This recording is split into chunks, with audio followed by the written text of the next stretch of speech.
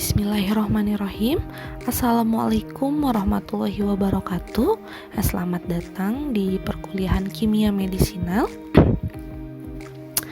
Pada minggu kali ini akan dilanjutkan dengan pertemuan ke-8 mengenai pokok bahasan tentang rasional drug design atau perancangan obat secara rasional.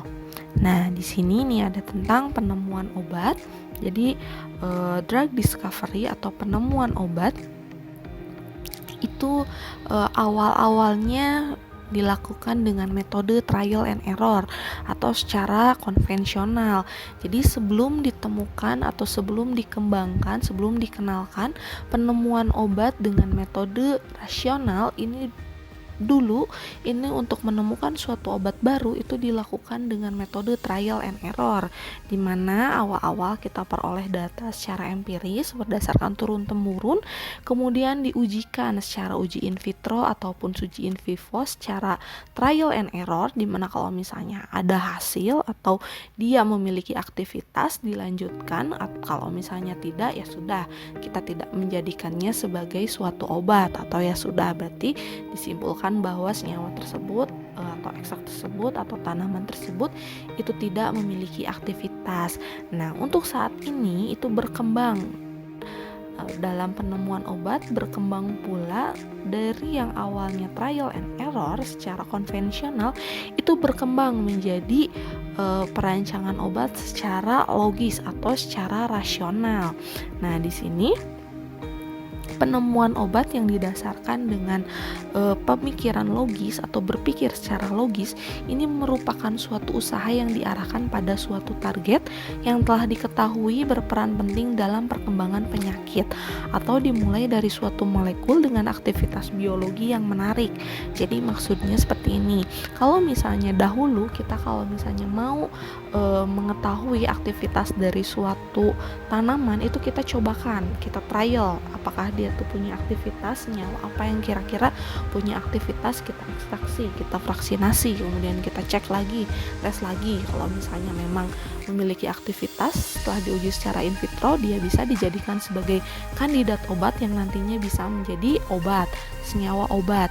Nah, untuk saat ini pengembangan atau penemuan obat dengan metode rasional ini kita tidak melakukan hal seperti itu lagi. Jadi kita tidak melakukan trial and error lagi, tapi kita sudah memiliki target yang jelas dan tujuan yang jelas gitu. Jadi maksudnya di sini kita berpikir secara logis gitu. Jadi kalau misalnya secara konvensional masih coba-coba istilahnya, kalau secara rasional itu sudah berpikir logis. Jadi pada tahapan ini sudah diketahui target biologis apa targetnya, dan juga kita sudah mengetahui molekulnya, itu molekul yang akan molekulnya tuh akan seperti apa gitu, molekul yang akan kita buatnya tuh seperti apa. Nah, di sini dikembangkanlah penemuan obat secara rasional. Nah, target biologis di sini itu biasanya biasanya berbentuknya tuh makromolekul. Biasanya kalau di dalam tubuh itu reseptor protein, ya reseptor itu salah satu protein juga gitu. Jadi reseptor itu bertanggung jawab terhadap aktivitas. Jadi nanti kalau misalnya di reseptor itu masuklah obat gitu, masuk obat berikatan dengan reseptor. Nah, disitulah bisa menyebabkan suatu aktivitas. Jadi dalam desain obat secara rasional ini sudah diketahui kita target biologisnya apa, kerjanya mau di mana, kira-kira obatnya yang dimodifikasi atau dibuatnya tuh mau seperti apa supaya dia bisa mencapai target, bisa bekerja di target biologisnya dan bisa memberikan efek. Nah, ataupun juga bisa dimulai dengan molekul yang sudah diketahui aktivitas biologinya. Jadi suatu molekul dia sudah memiliki atau sudah diketahui aktivitasnya seperti apa, itu kita bisa memodifikasi senyawa baru atau memodifikasi senyawa lead compound, bisa itu kita bisa dimodifikasi supaya tetap memiliki aktivitas yang sama dengan molekul yang sudah diketahui aktivitasnya. Nah, di sini dalam tahapan penemuan obat dengan dengan metode rasional ini ada beberapa istilah, di antaranya ada lead discovery dan ada lead optimization. Kalau lead discovery ini adalah penemuan senyawa pemandu. Jadi pada tahapan ini merupakan suatu tahapan identifikasi suatu senyawa yang mempunyai aktivitas biologi spesifik. Jadi pada tahap lead discovery atau penemuan senyawa pemandu ini kita mencari mana senyawa yang kira-kira bakal memiliki aktivitas atau senyawa yang bisa dijadikan suatu kandidat obat. Dan di sini dilanjutkan ada yang namanya lead optimization atau optimalisasi senyawa pemandu. Jadi setelah suatu senyawa pemandu atau lead compound itu diketahui aktivitas dan sifatnya setelah dia diuji, setelah dia dicari gitu dengan metode rasional ini kemudian molekul baru tersebut ini akan dirancang dan disintesis untuk mendapatkan aktivitas atau sifat yang diinginkan.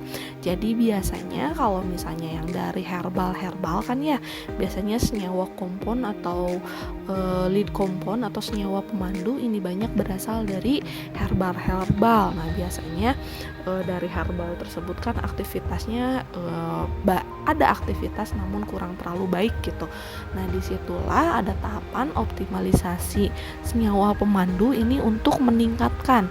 Jadi biasanya dimodifikasi, kita rubah-rubah supaya dia aktivitasnya bisa lebih meningkat, ataupun kita memperbaiki profil farmastiknya gitu atau profil farmakokinetiknya di dalam tubuh, farmakokinetiknya apakah dia tuh nanti tuh kita memperbaiki absorpsinya, kita memperbaiki distribusinya, kita memperbaiki ekskresinya, itu bisa kita lakukan optimalisasi senyawa pemandu ini dengan memodifikasi senyawa tersebut ya. Jadi untuk meningkatkan aktivitasnya supaya aktivitasnya bisa lebih baik istilahnya atau memiliki sifat yang diinginkan. Jadi misalnya kita mau memodifikasi suatu senyawa pemandu yang diketahui punya efek toksik tapi dia punya aktivitas yang bagus, kita modifikasi supaya sifat toksiknya bisa hilang atau bisa berkurang gitu dengan memodifikasi struktur senyawa tersebut.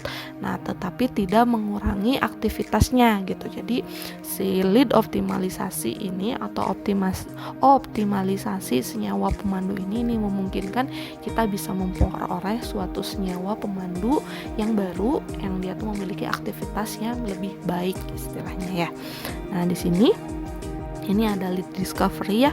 Ini adalah tahapan penemuan. Jadi kita menemukan mana kira-kira senyawa yang bisa dijadikan pemandu gitu. Jadi senyawa yang bisa kita kembangkan lebih lanjut, kita modifikasi supaya bisa menjadi senyawa obat. Nah, kemudian di sini ada lead optimalisasi atau optimization. Jadi optimalisasi suatu senyawa pemandu ini untuk meningkatkan sifatnya supaya memiliki sifat yang kita inginkan, yang tentunya sifat yang kita inginkan itu adalah aktivitasnya yang bagus atau yang baik dengan efek toksiknya yang rendah gitu, atau kita bisa memperbaiki profil farmastiknya, bisa farmakokinetiknya kita bisa perbaiki dengan tetap tetap memiliki profil farmakodinamiknya yang baik. Nah, di sini dalam tahapan penemuan obat dengan metode rasional ini ada beberapa pendekatan. Jadi pendekatan ini untuk menemukan senyawa pemandu atau untuk lead discovery. Ini yang pertama ada serendipity atau luck. Ini berdasarkan keberuntungan ya atau ketidaksengajaan. Kemudian ada screening, kemudian ada chemical modification, dan ada rasional. Jadi rasional drug design. Jadi yang sebelum-sebelumnya itu masih trial and error ya, serendipity, screening, chemical modification juga itu kita tuh masih istilahnya trial and error, kita masih coba-coba gitu, apakah dia tuh kira-kira bisa atau tidak nih memiliki aktivitas yang lebih bagus atau tidak. Nah, kalau misalnya untuk yang rasional ini kita harus syaratnya itu harus mengetahui dulu struktur 3 dimensi dari target biologisnya. Jadi kita tahu dulu struktur 3 dimensi dari protein atau dari makromolekul atau reseptor dari target kerja obat kita tuh seperti apa gitu, harus ada struktur 3 dimensinya. Dan biasanya untuk struktur 3 dimensi itu banyak ya di di PDB, Protein Data Bank. Jadi bisa dilihat di situ, nanti kalian bisa coba-coba cari website Protein Data Bank. Di situ banyak struktur 3 dimensi dari reseptor obat ya, itu banyak sekali protein. Dan selain itu pula ini harus diketahui struktur molekul kecil yang sudah terbukti aktif atau pharmacophore based drug design.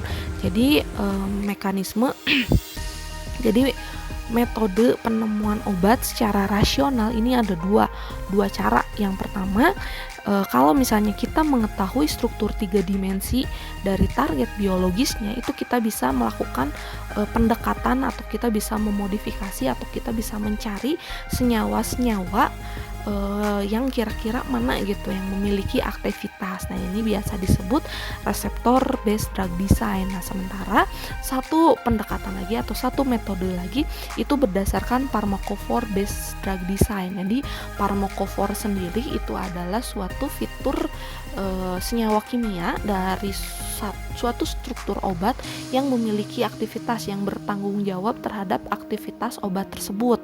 Jadi kalau misalnya kita nih punya suatu senyawa, misal contoh paracetamol misalnya ya, kan ada gugus para, ada gugus asetat sama ada fenol. Nah, misalnya yang jadi farmakofornya itu adalah gugus fenolnya, OH-nya gitu, atau bukan gugus fenolnya, gugus hidroksinya, OH-nya gitu. Nah, kita kalau misalnya mau memodifikasi atau mau membuat atau mau menemukan suatu senyawa obat baru, nah kita cari senyawa yang kira-kira punya gugus OH juga gitu. Jadi istilahnya udah terbukti gitu, OH tersebut adalah senyawa atau gugus fungsi yang bertanggung jawab terhadap aktivitas obat tersebut. Jadi kita memodifikasi atau membuat suatu senyawa baru, itu kita harus memastikan bahwa senyawa baru kita atau senyawa yang mau kita buat itu memiliki struktur-struktur atau fitur-fitur kimia yang mirip dengan senyawa yang sudah diketahui atau yang sudah terbukti aktif. Jadi kita cari senyawa yang punya gugus OH atau kita tambahkan gugus OH pada senyawa uji kita, jadi supaya dia memiliki fitur yang sama, fitur kimia yang sama dengan senyawa yang sudah terbukti aktif. Nah, di sini, ini yang pertama, ini ada serendipity atau ketidaksengajaan. Jadi berdasarkan tadi ya, luck atau berdasarkan keberuntungan. Ini ada salah satu contoh. Jadi salah satu contohnya ini sudah terkenal sekali ya, penemuan penisilin oleh Alexander Fleming. Ini terjadi pada tahun 1928. Jadi Alexander Fleming ini merupakan seorang dokter, dan juga beliau tuh bekerja, maksud tuh mempelajari juga tentang mikrobiologi gitu. Nah, Alexander Fleming ini juga Alexander Fleming juga pada saat Perang Dunia Pertama itu menjadi relawan pada saat perang gitu. Jadi relawan ikut ke medan perang. Pas di sana karena beliau adalah dokter, ikut mengobati pasien-pasien. Dan seperti yang kita ketahui, ini kan belum diketahui ya, atau belum ditemukan si antibiotik ini. Nah, di sana Alexander Fleming itu melihat ternyata untuk pengobatan yang luka-luka itu hanya ada antiseptik gitu. Jadi dengan menggunakan antiseptik itu diharapkan orang-orang tuh dapat sembuh gitu. Dan tapi ternyata antiseptik tersebut itu bukannya mengobati gitu, malah istilahnya malah memperparah gitu. Soalnya kan lukanya malah jadi basah gitu, dan juga malah perih, dan malah menyebabkan infeksi lanjutan oleh bakteri gitu. Jadi banyaknya korban itu bukan karena langsung ditembak mati gitu, tapi karena adanya infeksi lanjutan oleh bakteri dan tidak adanya antibiotik, ya malah jadi lebih parah, memperparah. Dan karena itulah gitu, jadi malah banyak tentara yang meninggal gitu akibat infeksi, bukannya akibat tertembak atau misalnya karena beneran perang. Tapi ternyata dari sanalah Alexander Fleming mulai mempelajari tentang Staphylococcus atau bakteri ya. Jadi Staphylococcus, jadi Alexander Fleming di sini melakukan pembiakan ya terhadap Staphylococcus di cawan Petri di media agar. Nah, tapi ternyata setelah itu beliau meninggalkan si cawan Petri tersebut, dan ternyata lupa ditutup salah satu cawan Petrinya. Kemudian setelah 1 bulan beliau liburan lah, pergi bersama keluarganya. Pas kembali lagi ke lab, dilihat ternyata ada kontaminasi gitu di cawan Petri yang tidak ditutup gitu. Jadi di cawan Petri tersebut tuh malah tumbuh jamur. Jadi malah tumbuh jamur karena dia terbuka ke lingkungan. Ternyata ada di lingkungan kita kan banyak ya mikroorganisme, ternyata malah dihinggapi jamur gitu, dan jamur tersebut berkembang karena ada media agar kan. Jadi istilahnya adalah sumber makanan bagi si jamur tersebut. Nah, Alexander Fleming malah malah merasa heran gitu. Kemudian diamati, ternyata di area yang terkontaminasi jamur atau yang ditumbuhi si jamur tersebut itu malah cairannya tuh atau si agarnya tuh, media akarnya tuh, sekitaran jamurnya tuh terlihat bening. Jadi tidak ada bakteri-bakteri gitu. Jadi si bakterinya tuh dia mengalami lisis, pecah. Jadi si bakterinya tuh mati gitu. Nah, dari situ Alexander Fleming melakukan penelitian lebih lanjut untuk mencari tahu kenapa ini Staphylococcus atau si bakteri-bakteri tersebut tuh malah mati gitu. Dan terus ternyata di situ diketahuilah bahwa jamur yang tumbuh di cawan Petri yang terbuka tersebut ternyata memproduksi suatu senyawa yang dapat menghambat pertumbuhan bakteri, yang dapat menghambat pertumbuhan si Staphylococcus tersebut, dan akhirnya diberi namalah penisilin ya. Dan di sini penisilin ini banyak dimanfaatkan untuk Perang Dunia Kedua. Ini sekitar tahun kalau nggak salah 1938 ini pas perang lagi, terus ternyata banyak yang kena tembak, infeksi, dan pas diberikan obat penisilin ini ternyata sembuh gitu. Jadi di sini dari penelitian ini diketahui berarti ternyata penisilin tuh merupakan suatu obat gitu, suatu obat ajaib yang bisa mengobati infeksi gitu. Dan dari situlah terus dikembangkan turunan-turunannya dari penisilin ini, dan merupakan penisilin itu jadinya cikal bakal pengembangan antibiotik ke sampai sekarang gitu. Jadi terus diteliti ternyata banyak turunannya, karena bakteri juga ternyata kan dia bisa resisten, dan terus-terusan kita kita teliti, kita modifikasi supaya si bakteri-bakteri yang baru atau bakteri yang resisten tersebut tuh istilahnya bisa dimatikan atau bisa dibunuh dengan dengan antibiotik yang baru. Nah, ini di sini ini adalah struktur dari penisilin. Ini ada struktur kimianya seperti ini. Bentar. Dan ini struktur 3 dimensinya dari penisilin. Ini seperti ini ya. Jadi yang warnanya merah seperti ini tuh adalah gugus O. Gugus O maksud tuh ya gugus O lah. Jadi di sini tuh OO yang merah tuh. Nah, di sini kemudian kedua ada screening. Ini screening merupakan suatu pengujian acak, suatu aktivitas biologis jumlah besar senyawa yang menghasilkan lead. Jadi di sini screening ini kita melakukan pengujian secara acak, kita lakukan trial and error gitu. Kita prediksi, senyawa ini dia punya aktivitas atau tidak. Kita ujikan secara in vitro ataupun secara in vivo. Jika dia memiliki aktivitas, dilanjutkan lagi. Jika dia tidak memiliki aktivitas, dia tidak dilanjutkan gitu. Dan saat ini juga berkembang juga ya proses screening ini berkembang inovasi untuk sintesis banyak senyawa sekaligus atau kombinatorial sintesis dan pengujian terhadap banyak target, high throughput screening. Jadi kalau misalnya dulu itu satu-satu diujikan secara in vitro, secara in vivo, sekarang itu sudah berkembang juga ya. Jadi ada yang namanya high throughput screening dan ada kombinatorial sintesis. Nah, di sini salah satu contohnya adalah prontosil. Ini berasal dari zat warna yang menunjukkan aktivitas antibakteri. Jadi di sini juga dilakukan secara acak ya, diujikan, oh ternyata ada nih aktivitasnya sebagai antibakteri, dan kemudian dijadikanlah suatu obat. Oke, di sini yang ketiga ada modifikasi kimia.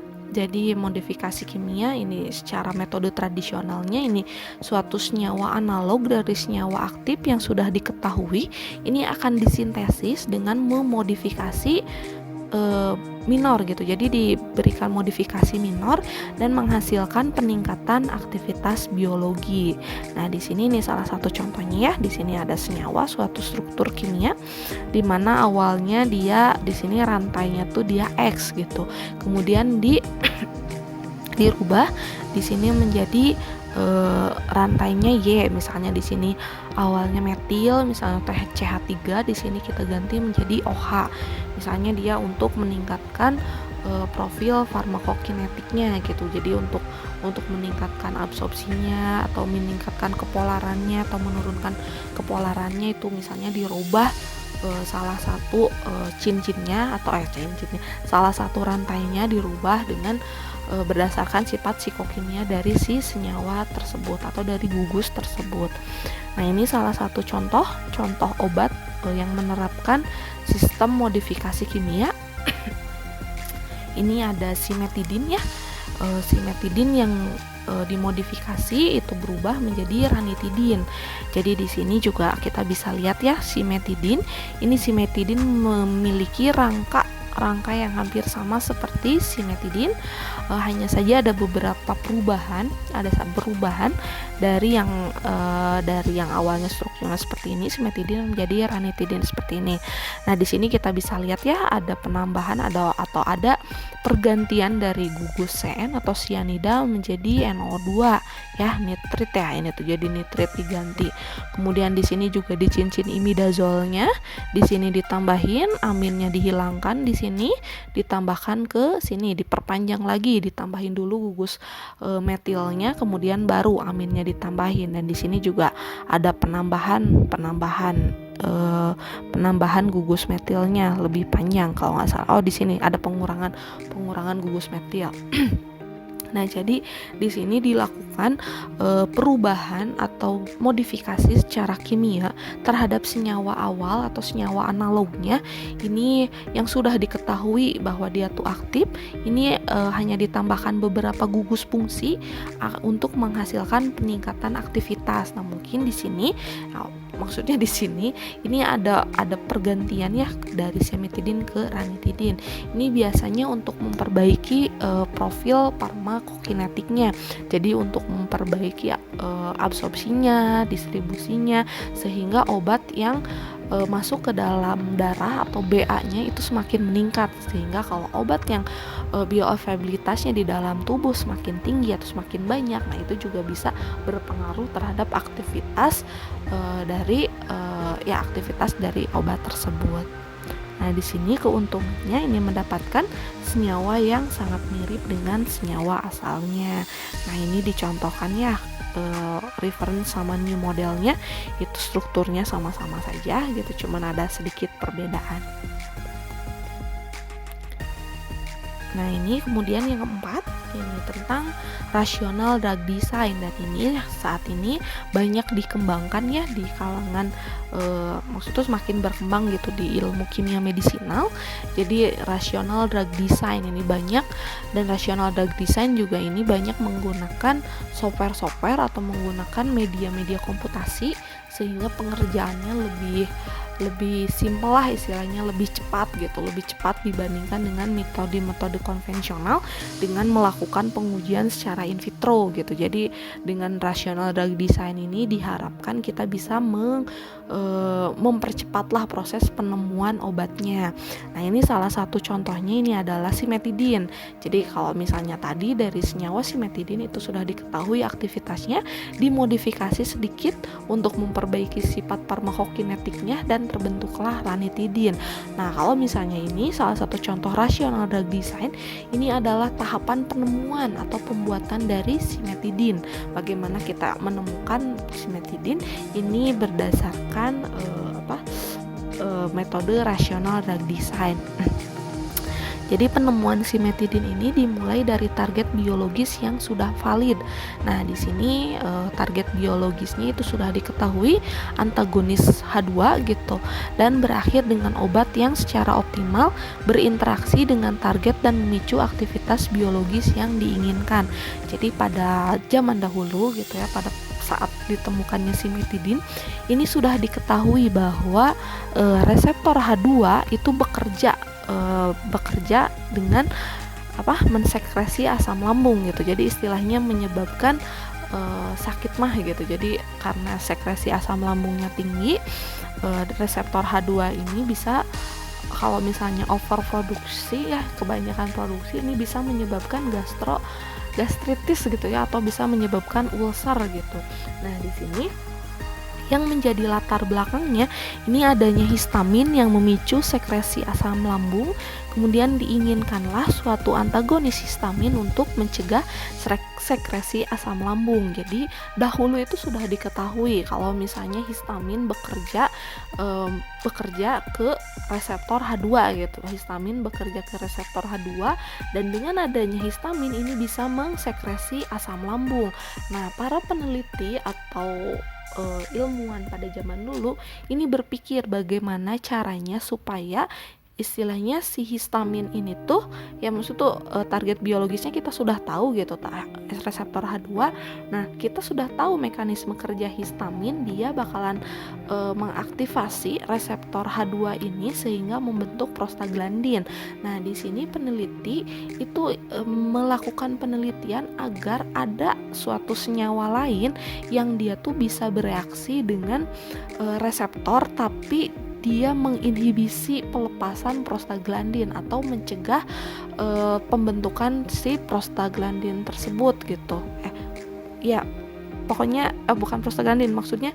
Jadi prostaglandin justru untuk yang melindungi si mukusnya ya. Jadi maksudnya mencegah supaya si reseptor H2 tersebut tuh itu tidak mengsekresi asam lambung gitu. Jadi di situ peneliti melakukan penelitian karena sudah mengetahui mekanisme kerjanya dari histamin terhadap reseptor H2. Nah, disitulah histamin itu dijadikan senyawa awal atau senyawa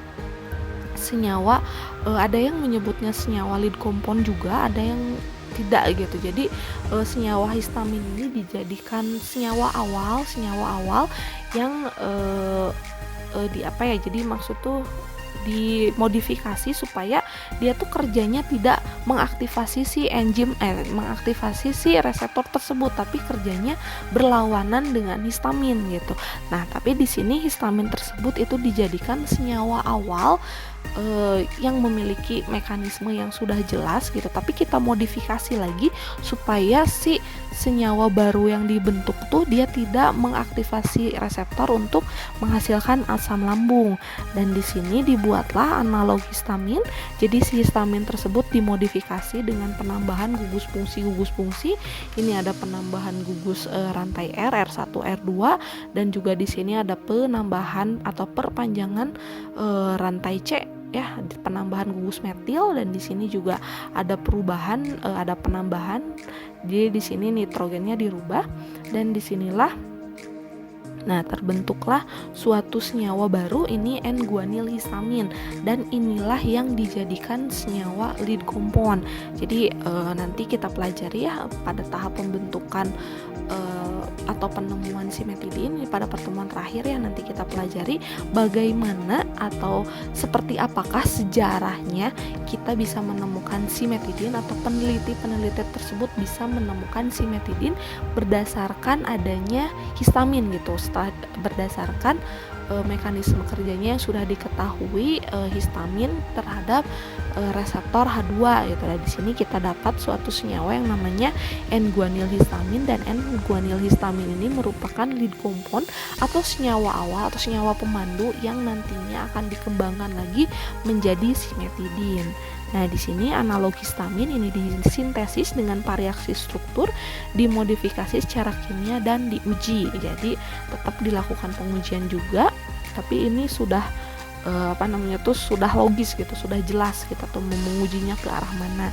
Dan kemudian di sini N-guanyl histamin ini menunjukkan aktivitas antagonis ya, jadi dijadikanlah suatu senyawa pemandu.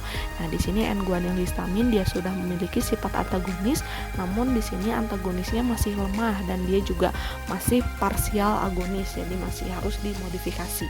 Nanti akan lebih dijelaskan lagi ya setelah kita belajar desain agonis antagonis. Nah, di sini ini untuk rational drug design ini dimulai dengan merancang senyawa yang memenuhi persyaratan spesifik. Senyawa kemudian disintesis dan diuji. Nah, setelah itu kalau misalnya si senyawanya masih belum memiliki aktivitas yang kita inginkan, itu molekul akan dirancang kembali, kemudian disintesis lagi dan diuji lagi. Jadi seperti ini ya gambarannya. Jadi kita melakukan molecular modeling. Jadi kita melakukan pemodelan terhadap struktur tersebut, molekul tersebut. Setelah itu kita dapatlah suatu senyawa kimia. Setelah kita dapat senyawa kimia, kita lakukan tes biologi ya, jadi uji in vitro ataupun uji in vivo.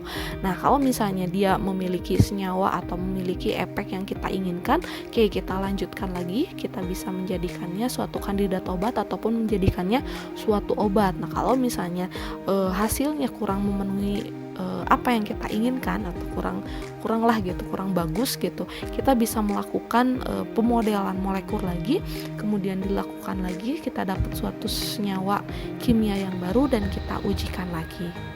Nah, di sini ini ada persyaratan ya. Jadi untuk persyaratan rational drug design ini yang pertama kita harus mengetahui dulu struktur 3 dimensi dari target biologis. Jadi target biologisnya itu harus diketahui strukturnya.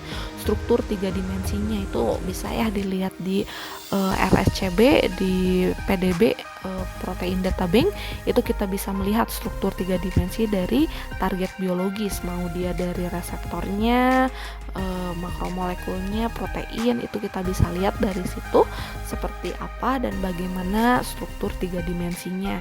Dan di sini kemudian yang kedua, jadi kalau misalnya kita tidak mengetahui struktur targetnya, kita bisa melakukan atau kita bisa memodel atau mendesain suatu obat bila struktur molekul kecilnya yang sudah terbukti aktif itu kita tahu gitu. Jadi kita punya sumbernya, kita tahu farmakofornya apa saja, fitur-fitur kimianya apa dari si senyawa uji, maksudnya senyawa yang sudah terbukti aktif, itu kita bisa memodifikasi senyawa baru dengan tetap mempertahankan profil-profil atau fitur-fitur kimia atau farmakofor yang ada di senyawa yang sudah terbukti aktif. Nah, ini rational drug design. Yang pertama ada pharmacophore based drug design.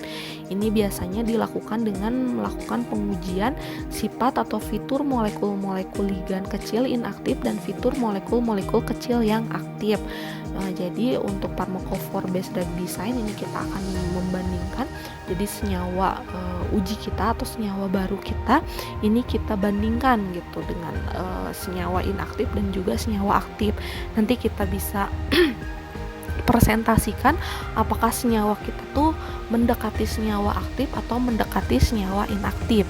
Kalau mendekati senyawa aktif, oke, berarti dia diprediksi memiliki aktivitas terhadap memiliki aktivitas gitu. Tapi kalau misalnya dia cenderung lebih banyak atau lebih mirip ke senyawa yang inaktif, berarti senyawa kita itu tidak memiliki aktivitas. Nah, kemudian dilanjutkan dengan menyusun hipotesis tentang gugus fungsi, apa pada ligan yang dibutuhkan untuk aktivitas biologis dan gugus fungsi apa yang menekan aktivitas biologis. Jadi setelah kita tahu kalau misalnya kita sudah tahu fitur-fitur farmakofornya apa gitu, kita bisa membuat atau menyusun hipotesis mana nih yang aktif, kita pisahin mana yang menginaktivasi.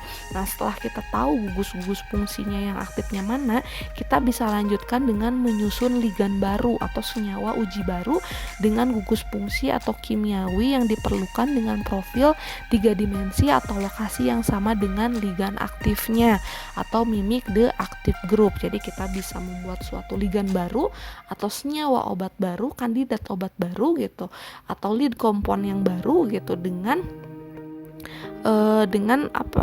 kita tuh disusun gitu. Jadi gugus fungsinya harus sama posisinya atau harus sama peletakannya, harus menyerupai senyawa atau ligan yang sudah aktif atau yang sudah diketahui memiliki aktivitas.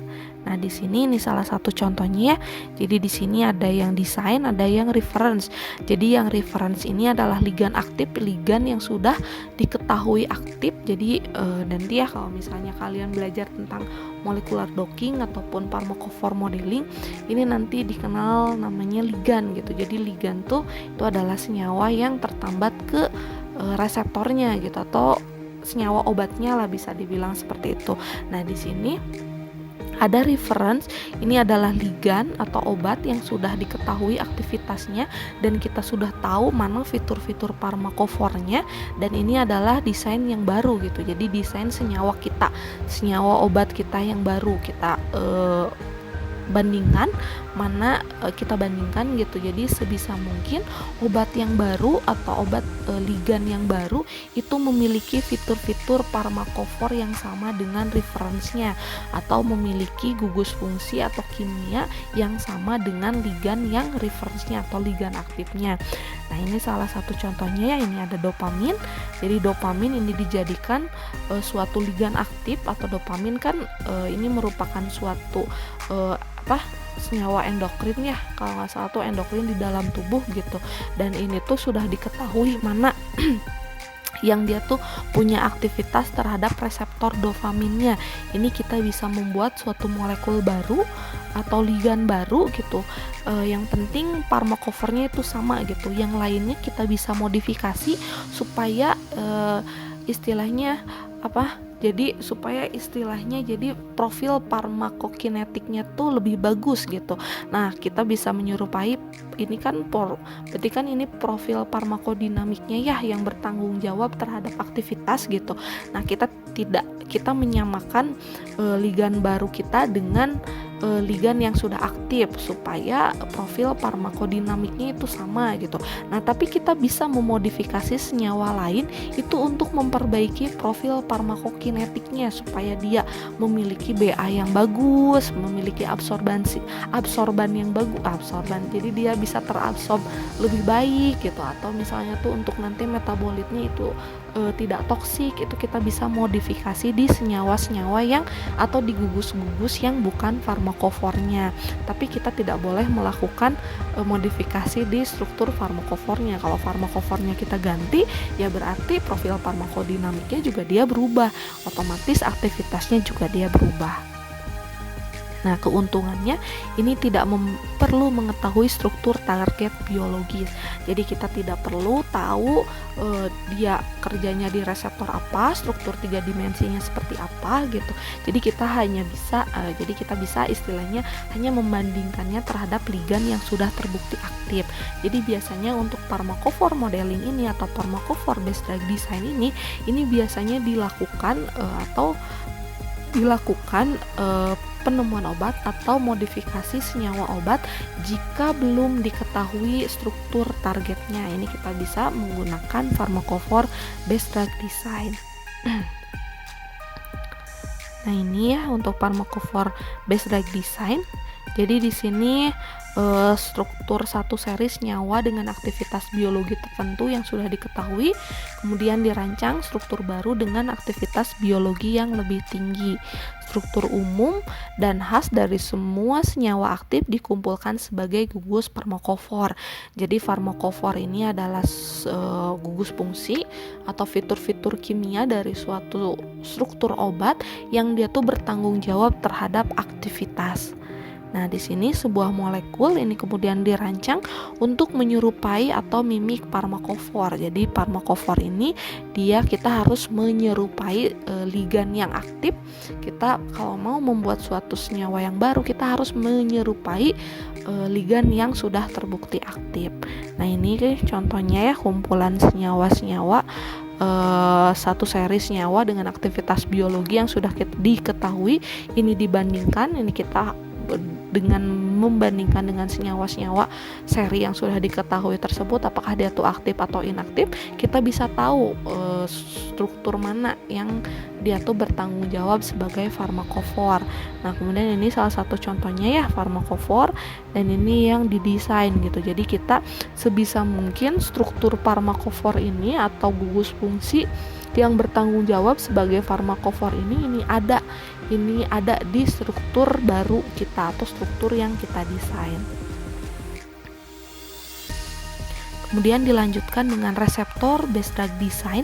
Nah, untuk reseptor based drug design ini sudah diketahui gitu. Jadi struktur 3 dimensi dari target biologisnya ini sudah ada. Nah, biasanya diperoleh berdasarkan sinar X gitu. Jadi struktur kristalnya sudah ada, ini bisa diperoleh di protein data bank atau RSCB. Jadi kalian bisa coba mengeceknya di www.rscb kalau nggak salah org.id gitu. Coba kalian cek, coba kalian cari seperti apakah target biologis atau makromolekul kompleks antara ligan dengan makromolekul. Nah, di sini dicari gugus kimia spesifik yang yang berperan dalam interaksi antara protein target dan obat. Kemudian di sini juga dirancang kandidat obat baru yang mempunyai pola interaksi yang sama terhadap target biologis. Jadi ini tahapan kalau nanti melakukan penemuan obat atau modifikasi obat berdasarkan reseptor based drug design. Nah, biasanya penggunaan metode reseptor based drug design ini salah satu contohnya adalah molecular docking. Jadi yang sering dikenal gitu, maksudnya yang lagi berkembang tuh molecular docking gitu. Jadi kita mengambil dulu struktur 3 dimensinya dari protein data bank, kita unduh, kemudian kita cari dulu ya dia yang membentuk kompleks dengan ligan aktifnya, kemudian dicari gugus kimia yang spesifik di dalam interaksi antara protein target dengan obat. Jadi nanti didockingkan antara ligan yang aktif atau ligan alaminya itu didockingkan dengan reseptor target kita. Kemudian nanti diketahui protein targetnya apa, misalnya histidin 315 yang seperti itu, dan nanti kita tinggal merancang. Setelah kita tahu di mana sisi aktifnya atau cavity-nya gitu. Jadi protein tuh atau reseptor tersebut tuh punya binding pocket namanya tuh ya, binding pocket. Jadi binding pocket itu adalah tempat mengikatnya. Jadi si ligan aktif itu akan mengikat di situ dan mengaktifasi reseptor tersebut. Jadi nanti kita bisa merancang setelah kita tahu informasi protein targetnya apa, kemudian interaksinya apa, kita bisa merancang suatu senyawa obat baru gitu yang memiliki karakteristik yang sama atau yang supaya dia bisa berikatan dengan reseptor yang sudah diketahui atau jadi pola interaksinya sama gitu. Nah, ini contohnya. Nah, di sini ini contohnya, ini ada reseptor. Nah, ini desain molekul. Jadi molekul yang kita buat gitu. Jadi nanti kita membuat molekul itu berdasarkan seperti apa binding cavity-nya gitu, binding pocket-nya tuh seperti apa, interaksi yang dibutuhkannya tuh interaksi seperti apa gitu. Gitu kita bisa buat, kita bisa modifikasi suatu senyawa baru sehingga nanti dia memiliki aktivitas dan bisa mengaktifasi reseptor tersebut gitu, dan bisa memberikan efek farmakodinamik ya yang kita mau. Nah, di sini ini yang reseptor based drug design, ini struktur protein ini terkompleks ya di dalam ligan yang telah non-selektif telah diketahui, terus merupakan langkah awal untuk merancang inhibitor yang lebih selektif. Suatu molekul ini dapat dirancang mempunyai interaksi yang lebih optimal terhadap protein target dibanding inhibitor asli. Jadi maksudnya ini seperti ini ya, jadi reference-nya, jadi kita mendownload kompleks protein dan ligan yang sudah ada di protein data bank, kita cek, kita cari interaksinya, dan kita bisa memodifikasinya supaya si senyawa tersebut itu mekanisme kerjanya itu lebih spesifik gitu, jadi lebih spesifik di reseptor tersebut. Itu kita bisa modifikasi rantai sampingnya gitu, jadi untuk yang terikatnya itu tidak usah dimodifikasi gitu, jadi disamakan gitu supaya interaksinya tuh sama, misalnya ikatan hidrogennya, ikatan van der Waals-nya gitu, itu sebisa mungkin harus sama supaya bisa mengaktifasi si reseptor tersebut. Nah, kita bisa memodifikasi gugus-gugus lainnya atau rantai sampingnya supaya dia sifatnya bisa lebih selektif terhadap reseptor tersebut. Nah, di sini rational drug design ini typical project ya, ini tidak hanya reseptor base saja atau pharmacophore base saja gitu. Jadi kalau misalnya pada prakteknya gitu, jadi tidak hanya melakukan pengujian terhadap reseptor base saja ataupun pharmacophore base saja. Nah, alangkah lebih baiknya kalau kita melakukan kombinasi informasi dari keduanya yang diharapkan sinergis.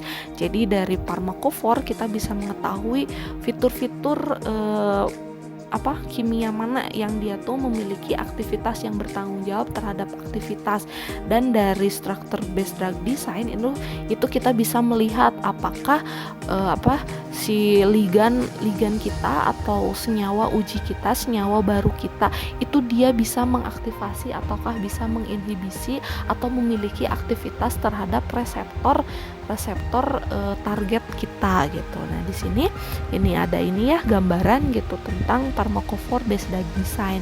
Jadi di sini dicontohkan molecular mimicry. Jadi dia menyerupai.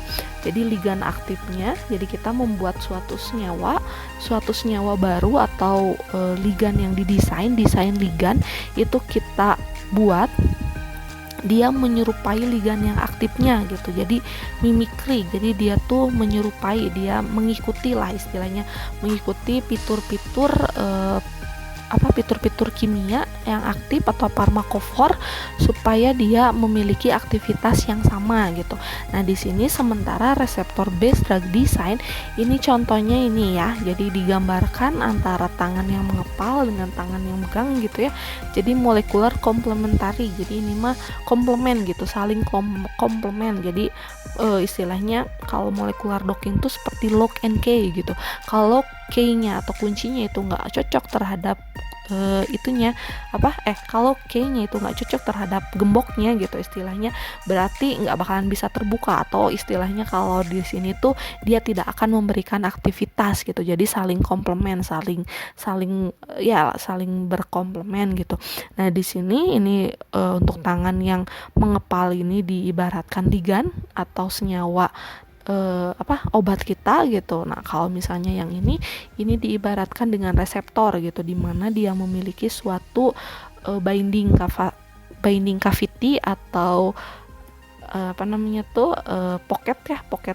pocket binding pocket di sini, yang dimana dia tuh pas gitu. Kalau misalnya ada senyawa yang komplement yang pas, oke, dia berarti bakalan aktif.